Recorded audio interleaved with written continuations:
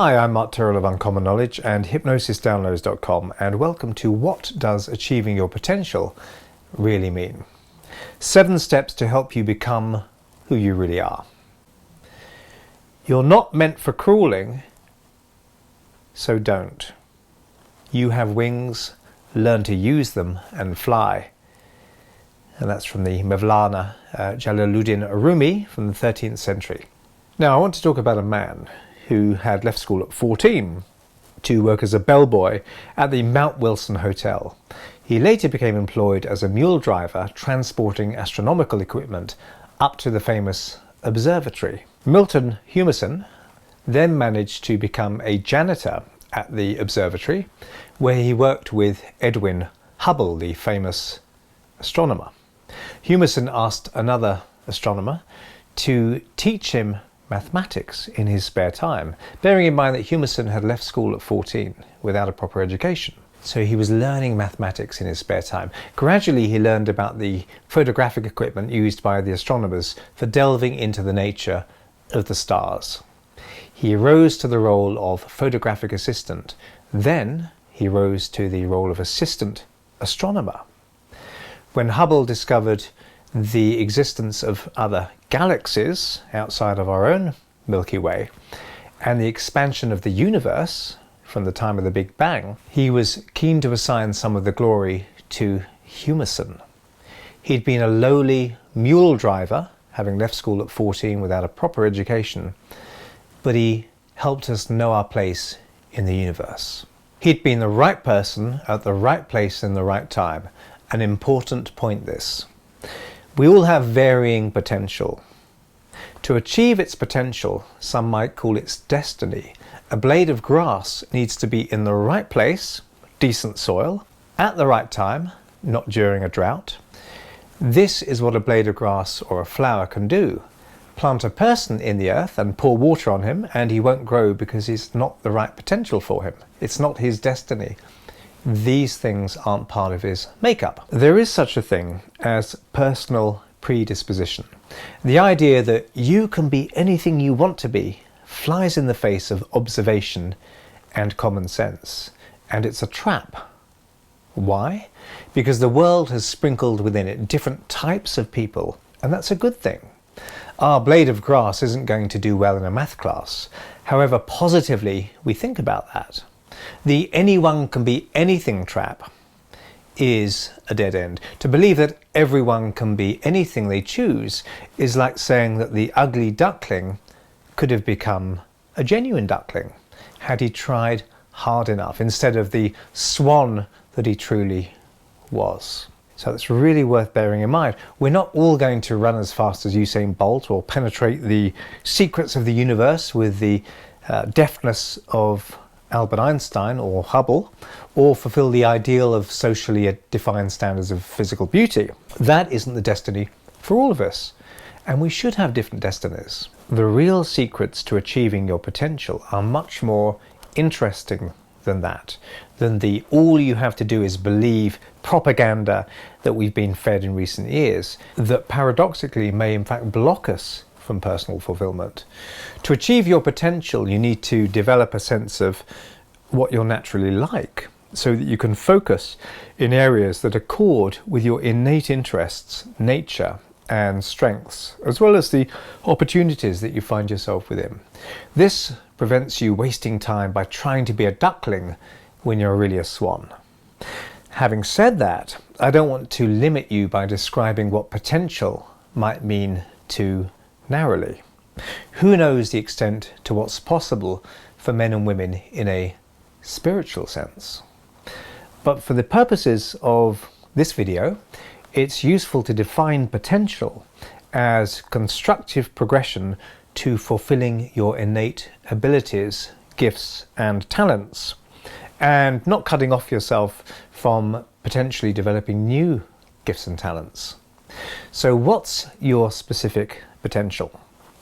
When we talk of achieving potential, it's easy to be so vague as to what these words mean as to render our discussions meaningless. People might nod sagely to one another without having the slightest idea as to what potential might actually mean for practical purposes.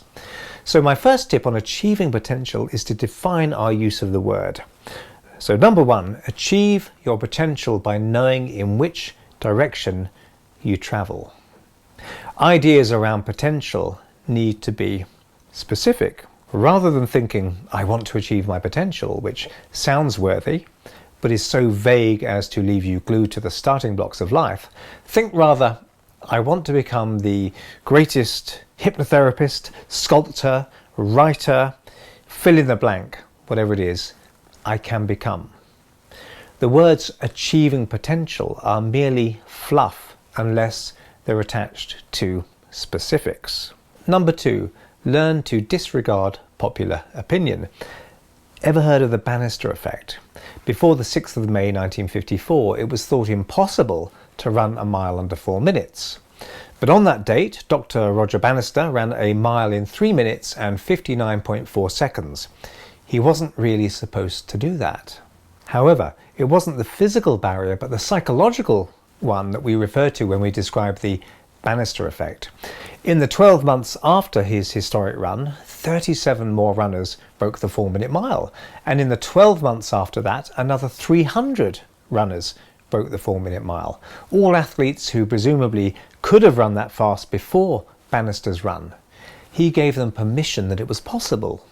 So learn to forget about what other people see as impressive or great or even beyond the limits of what can be achieved. Focus on what you really feel you want to do and have potential for. And remember the Bannister effect and how it can be little more than a limiting popular delusion. Very recently, the 2-hour marathon was considered, or the sub-2-hour marathon was considered an impossibility. But someone broke that barrier recently. So it's a very similar thing. My next tip extends this idea. So 3, push the boundaries. Remember, it's not just your potential you need to consider, but the potential of the situation. All situations you enter have a potential that you can help realize. Now, I'm not suggesting you start breaking laws, but if we're too eager to please others and fit in with public expectations, then we'll never reveal or discover what a situation, be it a business venture or social gathering or garden design, might actually yield.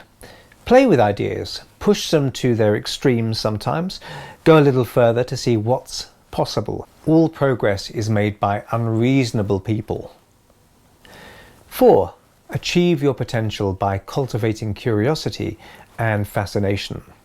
When you're truly fascinated by something and intrigued by how far you can take it, you don't have to divert time or energy desperately believing in yourself because your focus is not on you. It's away from you. For example, signs that say a writer has achieved their potential may be that they get published, perhaps, they're widely read, that they're happy with what they've done themselves, okay? And you could argue that writing might be excellent and not widely read, that's true, but this is just for illustration. To have a chance of reaching their literary potential, our diligent writer needs to be able to forget about end results and focus down on the actual writing. They've got to focus on the content of what they're doing and forget about the outcome until later. If they spend all their time thinking about getting published and read or fulfilling their potential as a writer, then where is the focus and space in their mind for actually writing? Get used to forgetting about fulfilling your potential when you're actually engaged in doing what you do. Fulfillment of potential is a byproduct of the right kind of effort and focus. 5, remember right time and place. At the start of this video, when talking about former mule driver Milton Humason, I said that he was the right person in the right time, in the right place. Now, it's a strange thought that the person with the greatest potential for computer programming may have lived thousands of years ago. We just don't know. The woman with the greatest innate potential for brain surgery and research may be about to be born into an as yet undiscovered tribe living in the Amazon rainforest. Time and place may work against people, but it's not just down to chance. During the Renaissance in Europe, some people who showed potential in painting or sculpture and architecture went to live in Florence, Italy, where it was at the time. With the internet, we can find the right people and place whether that's geographical or virtual, to help harness and develop our interests and skills. Many years ago, that just wasn't possible. So you may have had all this potential for something, but never had the circumstances to realize that potential. Whereas now we have more chance to connect with the circumstances that can unfold who we are. If you're the right person, then make a point of finding the right time and place to fulfill your potential. If you're ahead of your time, then it's down to you to instigate new trends in thought or action, to make the time come into being, so that you're not ahead of your time. Someone had to start the Renaissance. 6. Clear your way for potential to grow. So we all have basic needs for water, food and shelter in life. If these needs aren't met, then all your focus will be on fulfilling these primal needs at the expense of your potential in other areas. You know, you can't become the greatest at what you could be in one way if your sole focus all your life is finding food. But you also have emotional needs that may be less easy for you to identify. For example, you and everyone alive have needs for human interaction, feelings of security, a sense of connection to community, a need to feel intimate with at least one other person, needs to feel interested and stimulated by life so that you're not bored, and many other emotional needs besides.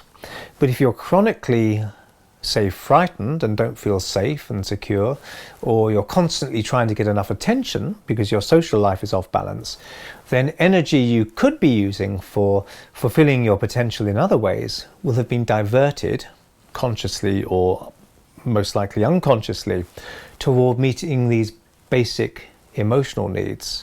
And the focus and energy will be taken away, channeled away from the focus you could have in fulfilling your potential in other ways. Because your energy and time are, of course, finite. People may waste a whole lifetime in the search to satisfy one or more primal emotional need at the expense of potential progress in other areas.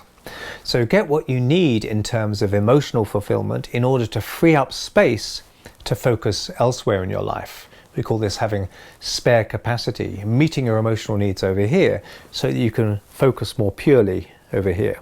Your whole life shouldn't merely be a search for emotional security or excitement or intimacy. These needs should be met so that you don't have to think about them all the time. And of course, realizing some of your potential will meet some emotional needs as well. 7. Remember your potential may be infinite. People talk about reaching their potential, but how many people tell you they've actually reached their potential? Hi, my name is Bob. I've reached my potential.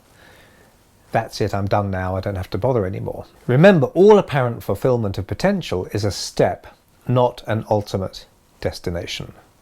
Too much self-satisfaction and the feeling that we know all there is to be known or can do, all there is to be done, may effectively leak away further progress.